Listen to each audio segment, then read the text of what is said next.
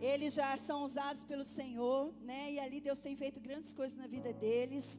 E não foi por acaso que eles vieram, né? Através do pastor Renato, nos apresentou. A gente só conhecia pela live, né? E lá em São Gonçalo a gente teve a alegria de conhecê-los pessoalmente. E foi uma alegria muito grande. E eu creio que nesses dias você tem sido muito abençoado pela vida deles. E hoje não vai ser diferente, porque eles são instrumentos do Senhor. Eu gostaria que o seu coração ficasse aberto para receber da porção que eles têm liberado sobre a nossa igreja. Amém? Amém? Quero chamar a missionária Mariana. Vem para cá, querida. Pode aplaudir o Senhor pela vida dela.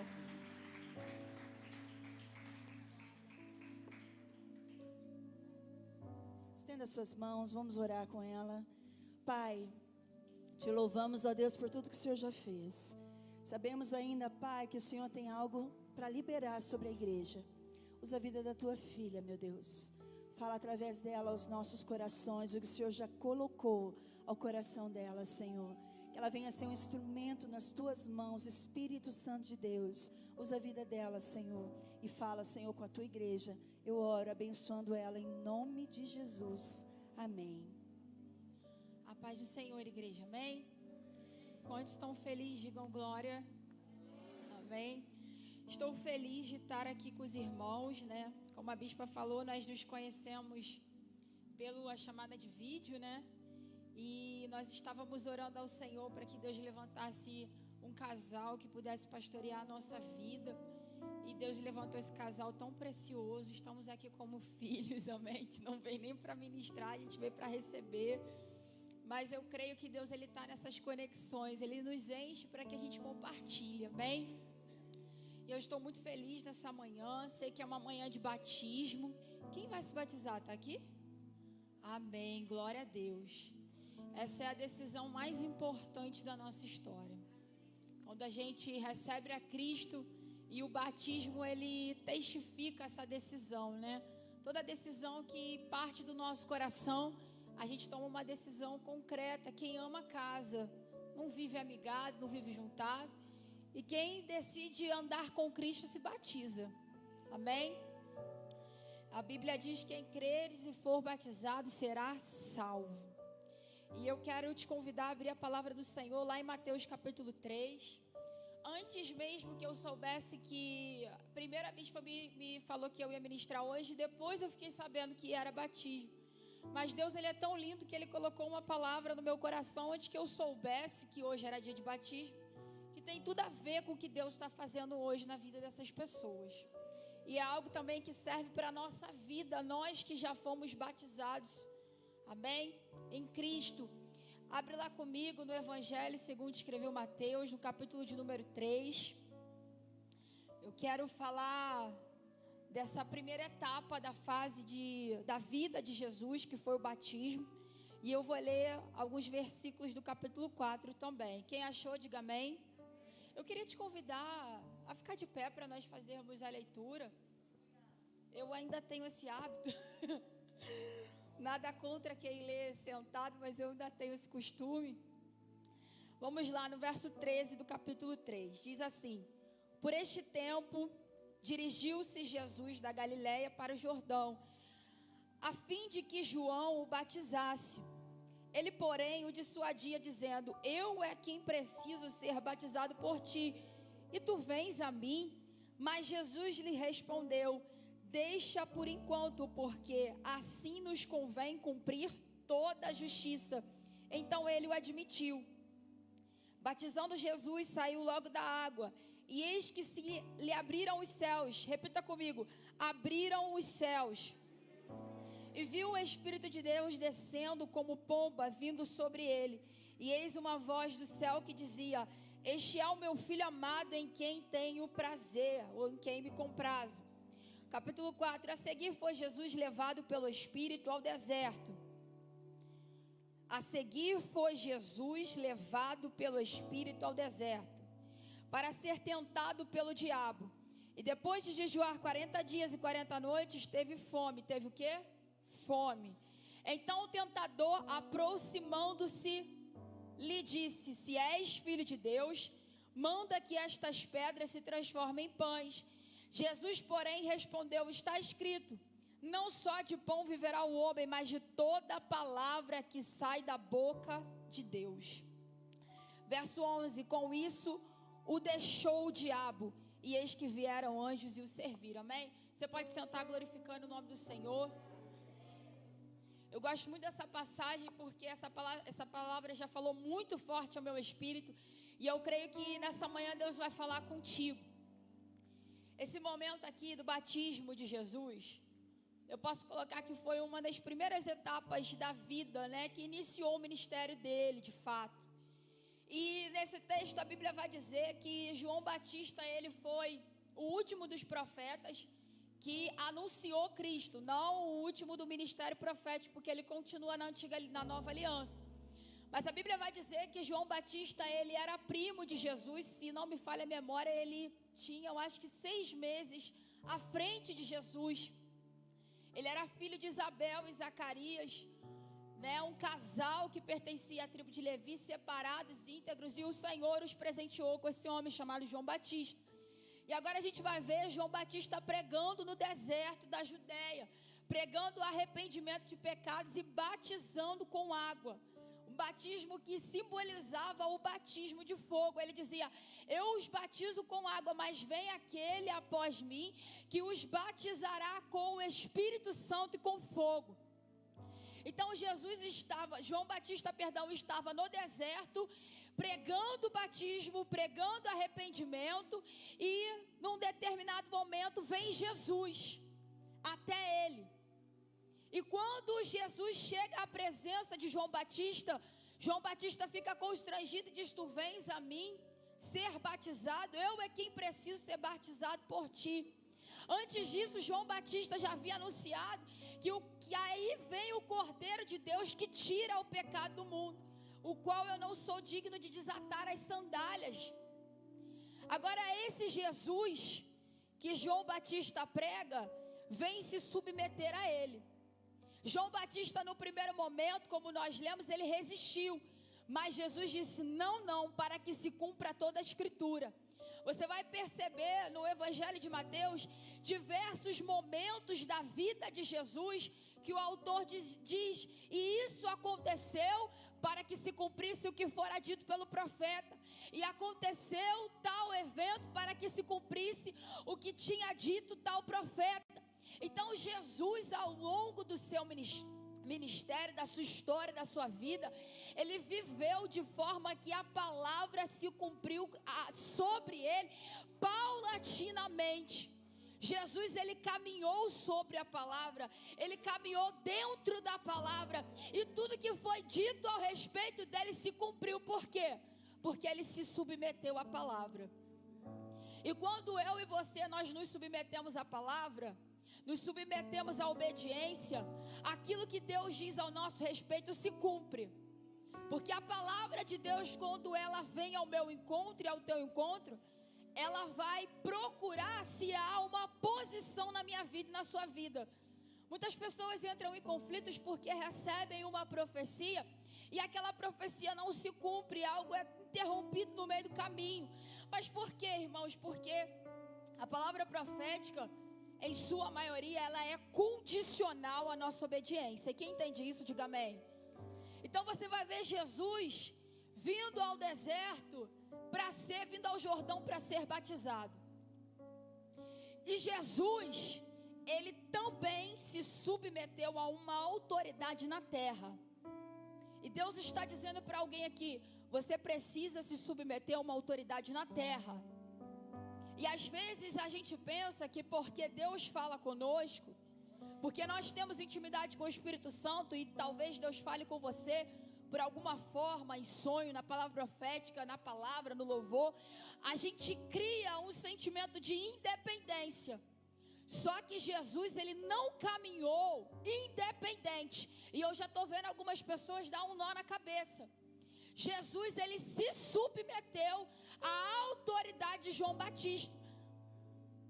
Em Lucas, você vai ver que Jesus estava no meio dos doutores e ele aprendia, ele respondia, mas ele também perguntava. Porque Jesus, ele veio para ser um exemplo de filho, de submissão. Paulo vai dizer em Filipenses capítulo 2 que ele abriu mão da sua glória e semelhante a um homem ele se esvaziou, servo tornou e a si mesmo se humilhou, e como filho ele obedeceu, e ele obedeceu até a morte. Não foi qualquer morte, foi a morte de cruz. Por isso Deus o exaltou e lhe deu um nome que é sobre todo nome. E eu quero dizer para você nessa noite, Deus está ministrando a sua igreja sobre submissão às autoridades. Submissão, porque Cristo foi submisso até a morte. Ele não precisava de nada disso, mas ele veio para ser um exemplo para mim e para você. E agora você vai ver ele sendo submisso à autoridade de João. João batiza ele, ele mergulha nas águas. Você acha que ele precisava? Não, porque o batismo nas águas, ele simboliza que nós estamos sepultando o velho homem e nós estamos nascendo para Cristo. Só que Jesus, ele não tinha pecado. Ele tão somente fez isso para me ensinar e te ensinar pedagogicamente o que deve ser feito. E ele desceu as águas. E quando ele desce as águas e ele volta, a Bíblia diz que os céus se abriram. Fala comigo, os céus se abrem. O Espírito Santo desce.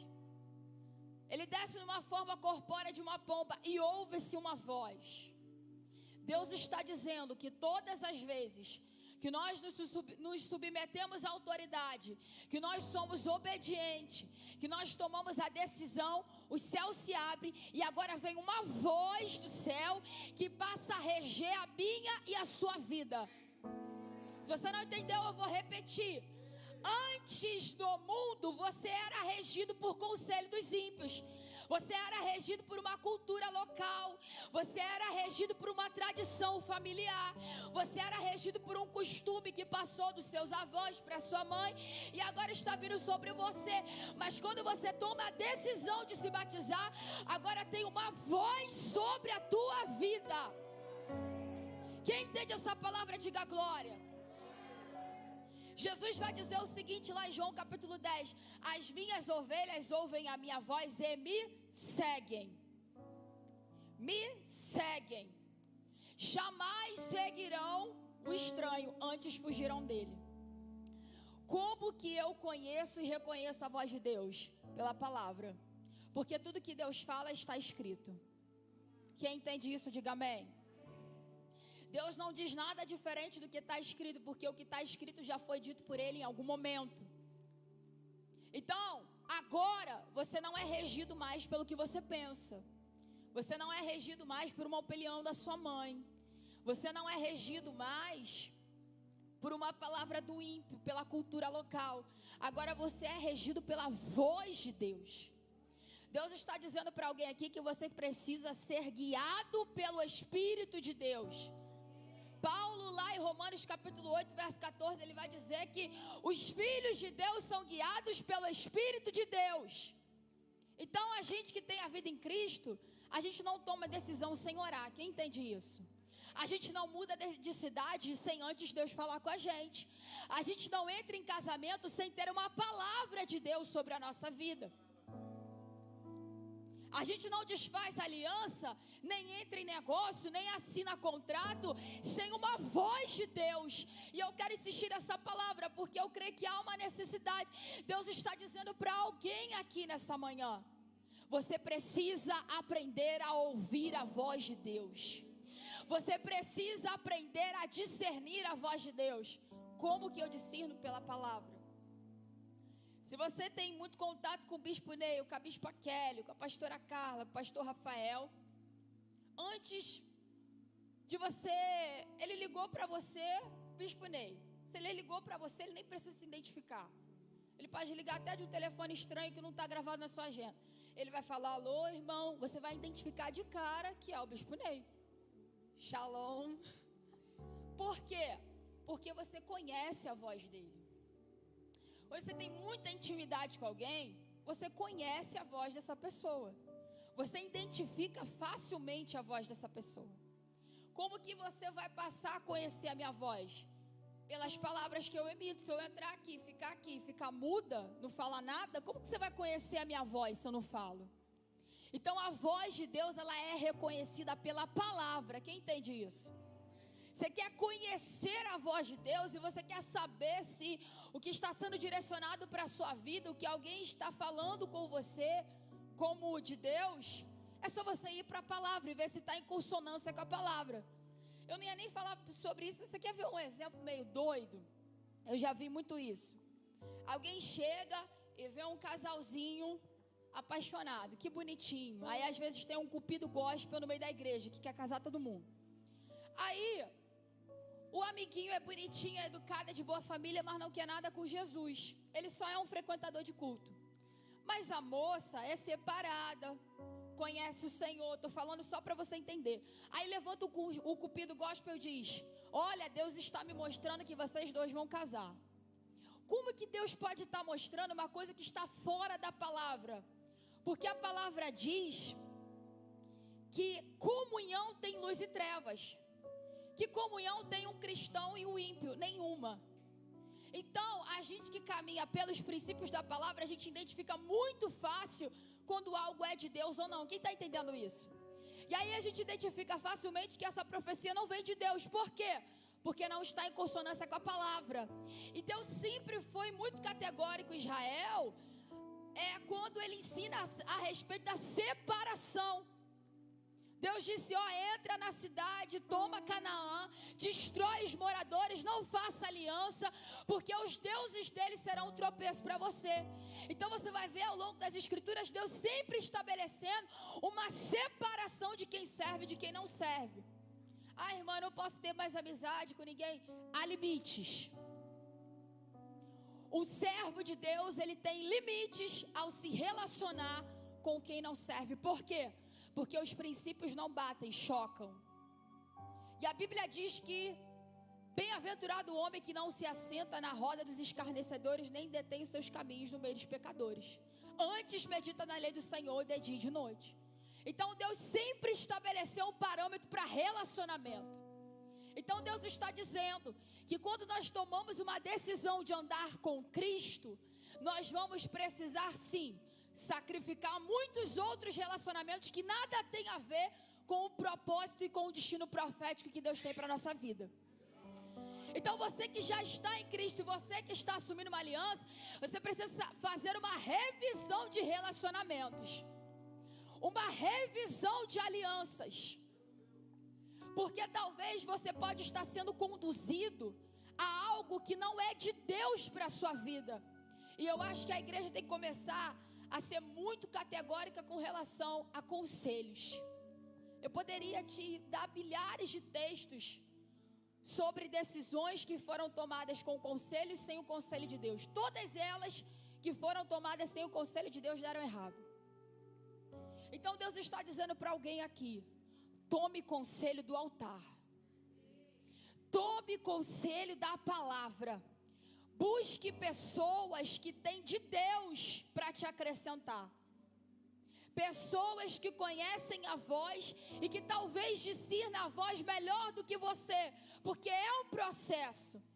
Samuel ouvia, mas ele levou um tempo para discernir. Ele precisou de uma autoridade para ensinar ele a discernir a voz que ele já ouvia. E Deus está dizendo para alguém aqui: se submeta ao discipulado. Busque conselho da sua liderança. Vai ter com os seus pastores. Se assenta com homens e mulheres de Deus e comece a fazer um corte na sua vida social. Se separa. Gente, eu não ia falar nada disso. Mas eu tive uma experiência com Deus em 2013. Quando eu comecei a estudar, eu estou falando que o Espírito está me conduzindo. Deus me deu a graça quando eu fiz o vestibular. Eu passei para todas as universidades públicas do Rio. E foi uma promessa de Deus que se cumpria, porque capacidade eu não tinha quase nenhuma. Mas tudo que eu sabia caiu na prova. Porque Deus faz negócio. Eu não sabia tudo não, mas o que eu sabia estava na prova. E eu passei. Só que eu não tinha uma estrutura de saber administrar as informações que eu estava recebendo. Muito menos os relacionamentos. O que aconteceu? Eu comecei a ser sufocada e sucateada por um monte de informação que mataram a voz de Deus na minha vida. E eu acabei sendo guiada por uma voz que não era de Deus. O que aconteceu? Eu comecei a morrer espiritualmente. Porque você depende e você precisa ouvir a voz de Deus para você se manter vivo. O bispo Ney falou algo muito precioso lá na casa dele. Ele disse: a primeira voz que um homem ouviu na história foi a voz de Deus. Fale assim para você mesmo, coloque a mão no seu coração e diga: eu preciso ouvir a voz de Deus. E eu lembro que naquele vucu-vucu todo que eu estava, eu entrei dentro de casa e eu falei: Senhor, me arranca dessa situação, porque eu não tenho mais força. Porque eu já estava envolvida em muitas alianças de trabalho, colegagem e coisa de pesquisa, aquela coisa toda, que não tinha como eu sair daquilo. Eu precisava que Deus me tirasse. E a minha mãe, sem saber de nada, eu entrei no quarto e eu estava orando. Deus tomou minha mãe em profecia. E a minha mãe não gosta muito desse mistério, diferente da gente.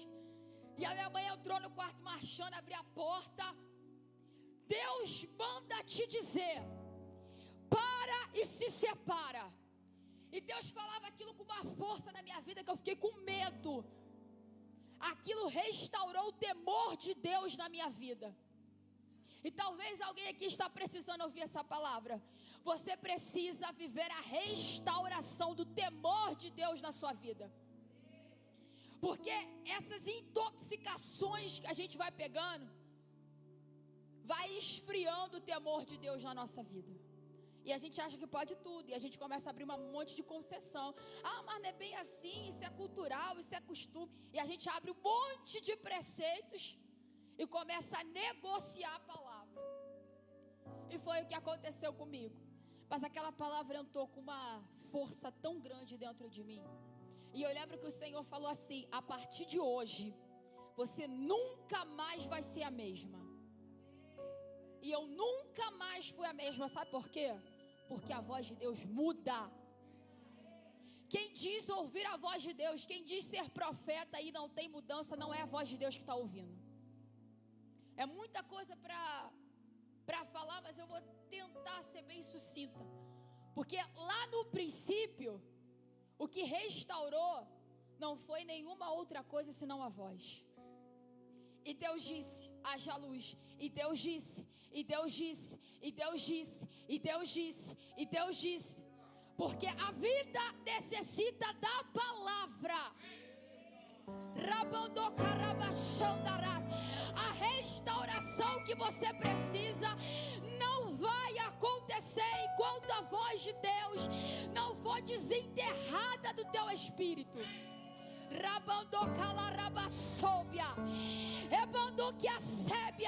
Que ouvidos espirituais sejam abertos nessa manhã. Que o temor de Deus caia sobre nós. Aí Jesus ouve uma voz que diz: eis aí o meu filho amado, em quem eu tenho prazer. Porque o céu se abre e uma opinião do céu cai sobre a vida de Jesus. Deus está dizendo que quem tem uma aliança não é mais refém de nenhuma outra opinião que não seja do céu. Talvez você entrou aqui debaixo de um fardo porque alguém em algum momento disse para você que não vai dar certo. É imaturo demais, é jovem demais, é sanguíneo demais. Ah, mas a mãe dele foi tudo destruído, ele está indo pelo mesmo caminho, vai ser igualzinho. Ah, mas esse menino aí, nada do que ele pega, ele vai para frente, tudo ele desiste. São opiniões que não são a opinião de Deus a nosso respeito. Deus está dizendo para alguém aqui: quem tem uma aliança não é refém mais da opinião de ninguém. Aí alguém disse: ah, você vai ser homossexual. Ih, já está com jeitinho. Ih, filho de fulano, já está com os trejeitos. Está repreendido. Aliança com Cristo traz uma voz sobre a sua identidade, que te restaura de todo o passado que você viveu, que te restaura de todas as frustrações que você viveu lá atrás. E a empresa dele quebrou, vai quebrar de novo, porque ele não sabe administrar. Está repreendido, porque quando vem a voz de Deus sobre a nossa vida, há uma ruptura num ciclo vicioso, numa maldição hereditária. Rabandarabachão da rabacai. Aí Jesus ouve: eis aí o meu filho, é filho, tem dono, tem herança. Rebacalabarachão da rabacai. Paulo vai dizer em Romanos capítulo 8 que nós somos filhos adotivos por adoção, e nós não temos mais que temer. 8,15, nós não temos mais que ser escravos, porque nós somos co-herdeiros com Cristo. Isso significa que Cristo é o primogênito e o herdeiro principal, e com Ele você tem direito de toda a herança que Ele conquistou na cruz. Tudo que veio, toda a autoridade que recaiu sobre Jesus, você também tem acesso. E Deus está dizendo para alguém aqui: a sua identidade precisa ser restaurada na palavra. Irmãos, por muito tempo o diabo me sufocou com uma palavra dizendo: você não pode, você não consegue. E parece que você começa a viver uma situação, ele prepara um quadro para você acreditar no que ele está te dizendo. Quem entende isso? Você diz assim, o diabo diz para você: você nunca vai ser feliz na sua vida sentimental. Aí, estou dando um exemplo, pode ser qualquer outro. E ele prepara um quadro para você passar por sucessivas frustrações. E você fica dentro de uma cúpula que você está presa numa palavra que não é de Deus. E quantas palavras vêm para aprisionar o propósito de Deus na minha vida e na sua? Irmãos, tem gente que o diabo bota na cabeça dele que ele está doente. Eu estou doente, eu estou doente, eu estou doente, eu estou doente. E aí a pessoa do nada começa a sentir dor, porque ele age aqui. Às vezes antes dele adoecer alguém fisicamente, ele adoece no campo das ideias. E se existe uma batalha que eu e você vivemos, e você tem que aprender a discernir isso, é uma batalha no campo das ideias. É Cristo, bom pastor, te chamando para fora do arraial, e o ladrão que é salteador entrando por outro lugar que não é pela porta, porque a porta é o coração, só quem tem acesso é Cristo. Mas o ladrão, ele tenta um outro acesso para te conduzir. E o que as ovelhas fazem? Fogem. Não reconhecem uma voz que não seja do pastor. Aí o texto diz, né? Porque o ladrão veio senão para matar e destruir. Se você segue essa voz, você está sendo conduzido à destruição. E Jesus ouve essa voz que diz quem Ele é. Todos que estavam ali ouviram. Só que agora você vai ver, e eu já estou caminhando para o final, Jesus sendo conduzido pelo Espírito. Por quem? Pelo Espírito. Para onde? Para o deserto. Ele acabou de ser batizado. Ele acabou de ter uma experiência sobrenatural. Aí o Espírito de Deus conduziu ele para o deserto. Porque, irmão, quem coloca a gente no deserto não é o diabo, não, é Deus. Você precisa entender isso aqui. Tem crente que entra pelo deserto, igual Elias entrou com medo de Jezabel, mas não foi Deus que levou ele para aquele deserto. E depois ele foi para a caverna, e aparece a voz dizendo: o que fazes aqui, Elias? Porque a voz, ela sempre vem para conduzir. Eu costumo dizer que a voz que você ouve te conduz a algum lugar. A gente não liga lá o Google Maps, vire à esquerda, agora siga adiante, não é assim? Você chegou ao seu destino, não é assim? Você está ouvindo uma voz que está te conduzindo. Então você vai ver isso muito claramente na vida de Jesus, Deus conduzindo ele o tempo inteiro. Ele foi conduzido ao deserto pelo Espírito. Para quê? Para ser tentado. Foi Deus quem tentou? Não. Quem tentou? O diabo.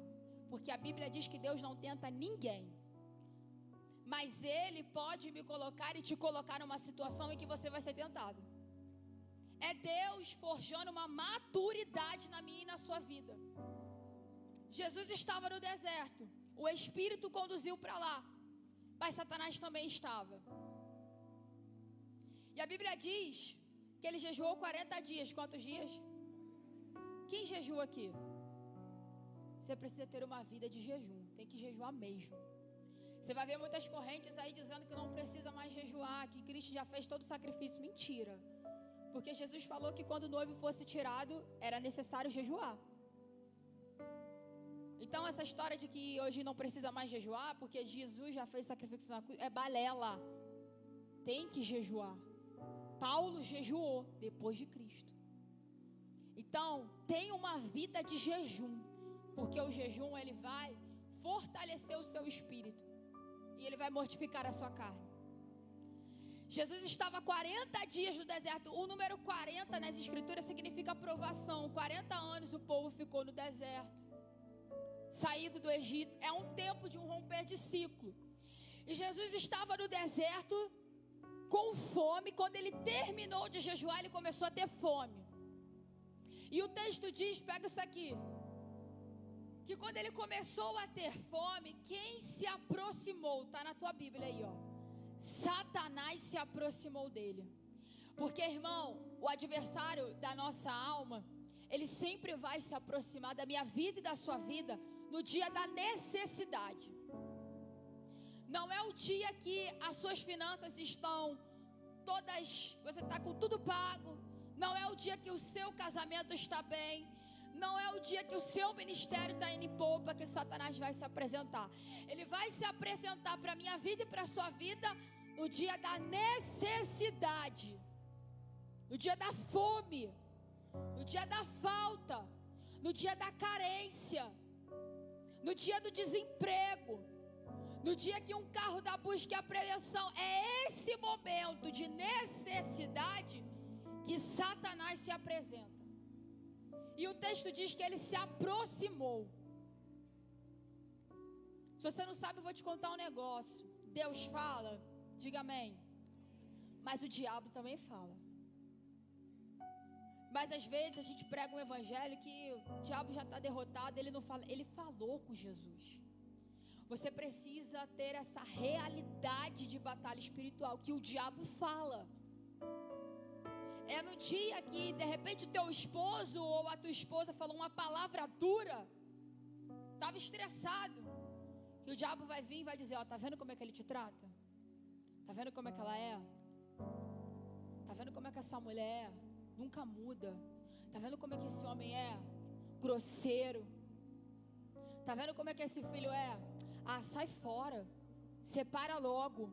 Rabacalabarachão da rabadacai.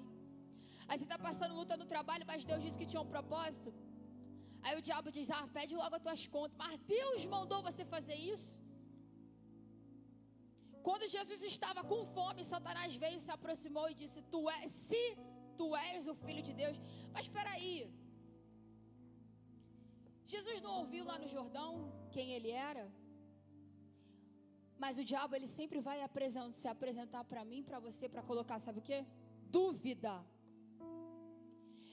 O diabo, ele é um mentiroso. E quando ele mente, ele fala do que lhe é próprio. Jesus falou isso.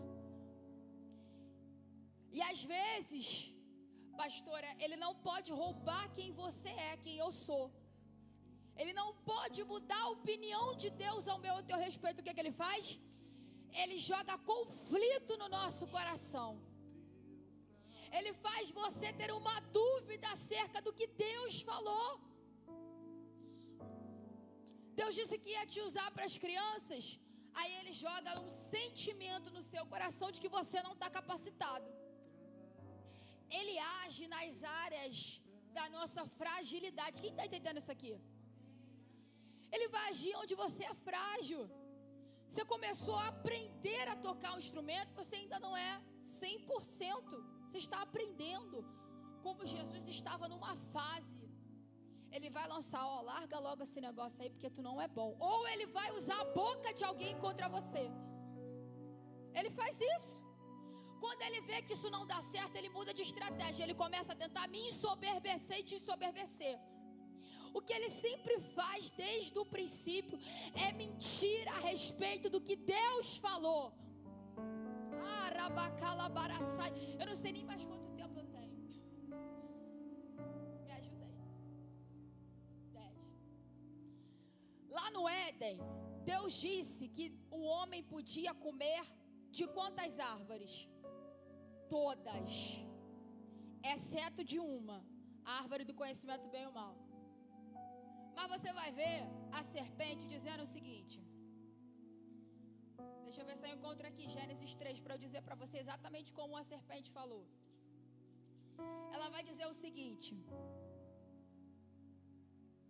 Ela vai dizer assim, ó. A serpente mais sagaz que todos os animais selváticos que o Senhor tinha feito, disse à mulher: é assim que Deus disse? Não comereis de toda a árvore do jardim. Satanás sempre inverte o que Deus fala. Deus disse que podia comer de tudo, ele só restringiu uma, mas Satanás mudou, ele inverte. Ele inverte o raciocínio. Ele inverte a opinião. Se ele não mentir, ele tenta confundir eu e você. Aí ele tentou lançar uma confusão na identidade de Jesus. Se você é filho, transforma essa pedra em pão. Você acha que Jesus não podia? Ele podia transformar as pedras em pães. Por que ele não fez? Porque se ele transforma a pedra em pão, ele deixa de ser conduzido pela voz. E ele passa a ser conduzido por Satanás. Satanás passa a conduzir ele dentro de uma proposta que não era do céu. Ele podia fazer isso. Sim ou não? É quando você está numa necessidade, igual a gente queria casar no ano passado. E aí uma pessoa chegou para mim e falou: se vocês quiserem montar uma loja, eu entro aí com a mercadoria, vocês veem o aluguel, a gente vai fazer uma conta, a gente organiza tudo, vamos ver como é que dá. Você acha que tem algum problema alguém abrir uma loja para trabalhar? Nenhum. Mas é Deus que está dirigindo? Não era Deus que estava nesse negócio. O que eu fiz? Douglas, Deus não está nisso, vamos sair. Porque se eu faço por causa da necessidade, não é Deus que está me dirigindo, é a necessidade que está me conduzindo. E tem gente, irmãos, que diz ser servo de Deus, ser filho, mas é conduzido por necessidade. Casa porque está carente. Muda de cidade porque a economia da outra cidade está melhor. Porque na outra cidade tem concurso. Porque na outra cidade tem uma promoção. Mas é Deus que está dirigindo. Deixa eu dizer algo aqui para você. Você pode estar plenamente suprido financeiramente e fora do propósito de Deus. Você pode estar com a sua vida financeira ótima, muito bem, obrigada, fora da vontade de Deus. Você está caminhando dentro da necessidade. Isaac foi para uma terra chamada Gerar, porque Deus disse que era para ele ir. Sabe o que aconteceu? Ele prosperou tanto naquele lugar que os homens que já estavam ali muito tempo, os filisteus, ficaram constrangidos e com inveja. Porque quando Deus coloca alguém no lugar, pode estar todo mundo quebrando, mas se foi Deus que te colocou, tem um propósito e tem prosperidade. Mas quando é o diabo, pode até ter prosperidade, mas não haverá propósito. Aí sabe o que acontece? Quando você está suprido, mas está fora do propósito, a depressão faz assim, ó, bate na tua porta. E você não entende porque você está vazio. É muito simples, está fora da palavra. Porque Jesus disse que a palavra dele era espírito e vida. Aí você vai ver a Suíça, um país riquíssimo, o índice de depressão alto. Por quê? Porque alcançou plenitude sem propósito. Porque é rico, mas não sabe para que veio. Porque tem carro do ano, mas vai dormir de noite, não tem sentido. Não sabe por que acordou. Aí se mata de trabalhar. Eu não sei para quem Deus está falando isso. Se mata de trabalhar, enche a mente de ocupação para fugir da angústia. Aí a gente vê todo tipo de síndrome. Gente que está sufocando o espírito que dentro está gritando pela voz de Deus. Que você tem um espírito dentro de você. Deus colocou a eternidade dentro de você. E você pode ser trilhardário. Se você não tiver em conexão com o Espírito de Deus, você vai se sentir vazio. Jesus disse: nem só de pão viverá o homem, mas de toda palavra. De toda palavra. Racabarachandarás. Levanta a tua mão. Levanta a tua mão. Mas de toda palavra, recebe palavra, recebe direção de Deus, recebe intimidade com Deus. Eu quero profetizar na tua vida que Deus vai te acordar de madrugada, a voz do Espírito vai te perseguir até você ser posicionado ao propósito. Olha, tem gente aqui que está me ouvindo agora, que vai passar por conflitos, porque você vai perceber que tem acessórios na sua mente, tem coisas e opiniões desnecessárias que não são de Deus na sua mente, e Deus tem uma maneira muito dolorosa de ouvir isso, de desfazer isso. Eu quero te aconselhar a começar a se humilhar diante de Deus e deixar que o Espírito Santo tire as opiniões do mundo da sua mente, da minha mente. Paulo vai dizer aos Romanos o seguinte: não vos conformeis com esse século, mas renovai a vossa mente. Ele está falando de capacidade de entendimento, de opinião acerca da vida, para que você experimente com boa, agradável e perfeita é a vontade de Deus. Para fechar, Jesus não se submeteu a Satanás. Fala para o teu irmão, se tem alguém do teu lado, e diga o seguinte: não se submeta ao comando, à opinião, à proposta de Satanás. Olhe para ele e diga: viva, caminhe e obedeça a voz do céu. Sabe o que aconteceu com Jesus? Não cabe aqui porque seria um sermão muito longo, mas ele foi submetido a várias espécies de provação. Em todas elas ele resistiu, e ao término a Bíblia diz que os anjos de Deus vieram naquele deserto e serviram ele. Sabe por quê? Porque toda vez que a gente rejeita ao comando de Satanás, Deus ele vem te servir no deserto. Deus ele vem te servir no teu deserto. Ele te prova. Deuteronômio 8 diz: te provei, te humilhei, te fiz passar fome. Para quê? Para saber o que tinha no teu coração, para saber se tu ia obedecer ou não os meus mandamentos. E fica de pé que eu quero orar com você.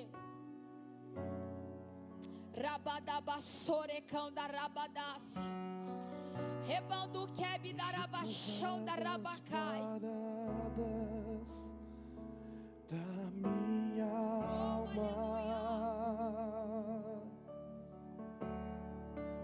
vai orando pela sua vida. libera o teu rio, Oh, aleluia, Jesus. que traz vida. Espírito de religião, Senhor, caia por terra de toda opinião contrária que não é do teu reino.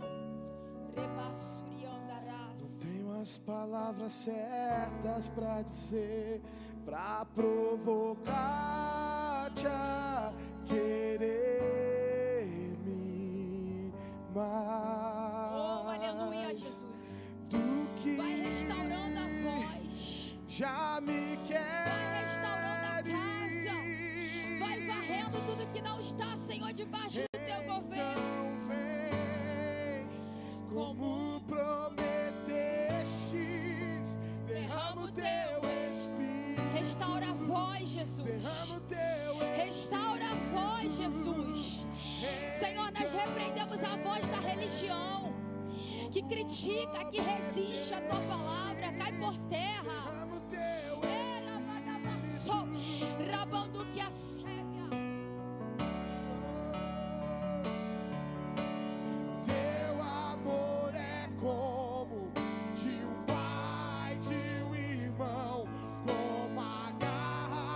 um leão, assim como nenhum outro. Violentamente persegues e me abraças. Seja guiado pela voz. Busque o conselho do céu. Teu amor é como de um pai, de um irmão, como a garra de um leão, assim como nenhum outro. Violentamente persegues e me abraças, me envolves em quem tu és. Senhor, em nome de Jesus, eis aí a tua noiva, Senhor, que o Senhor tem preparado e adornado para aquele grande dia. Ó Deus, eu quero te pedir, Senhor, traz restauração da voz profética. Senhor, aquele que ouvia a tua voz do passado e hoje precisa continuar a te ouvindo. Espírito Santo, traz, Senhor, a tua voz, traz o teu Espírito, traz, ó Deus querido, revelação das Escrituras.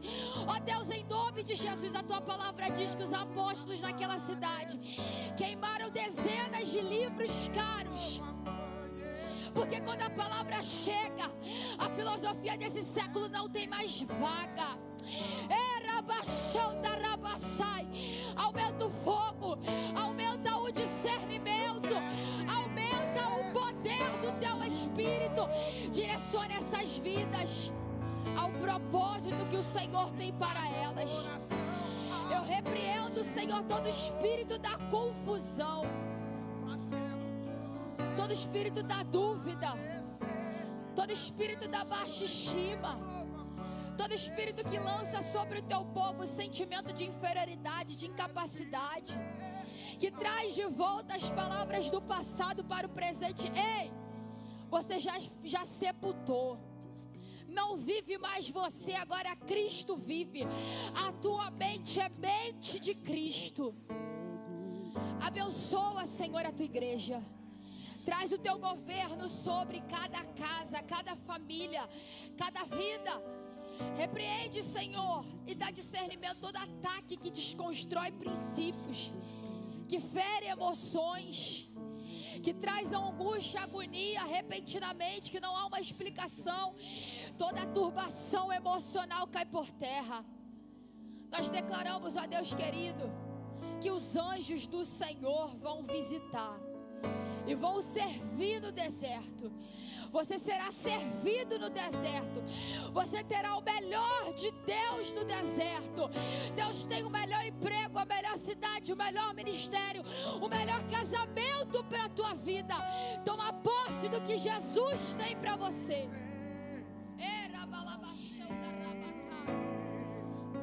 Das tuas promessas me